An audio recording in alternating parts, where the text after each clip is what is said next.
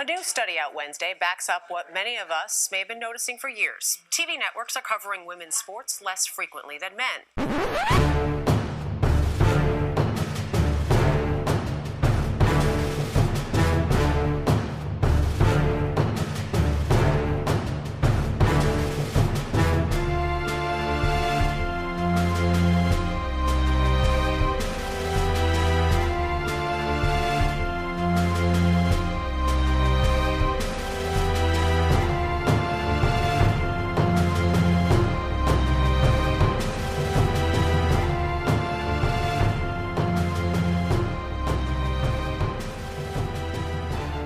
When I was in 5th class, my local soccer team started a club. They started a girls' team that was Verona and Blanchardstown, and then I started playing Gaelic football when I was in 6th class for the first time. So many lucky girls now get to start when they're 4 or 5. I was 6th class, so 12 when I started, and I just loved it straight away. I go into a room and I don't notice if I'm the only woman there. And that's the way I've always done it. I've never noticed. I think I must have been lucky that I was coming into an industry where people were ready to be open for diversity.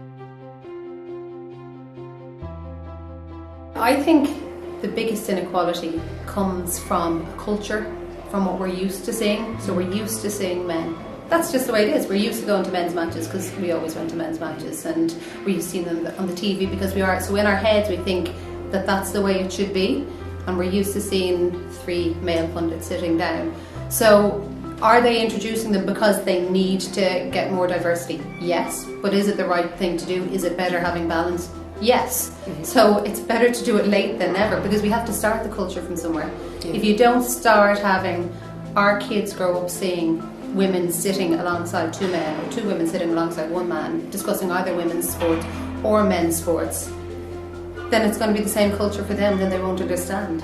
You got to change the mindsets of people sitting at home, and I don't think it's to save face. I think it's to create diversity, because diversity is necessary.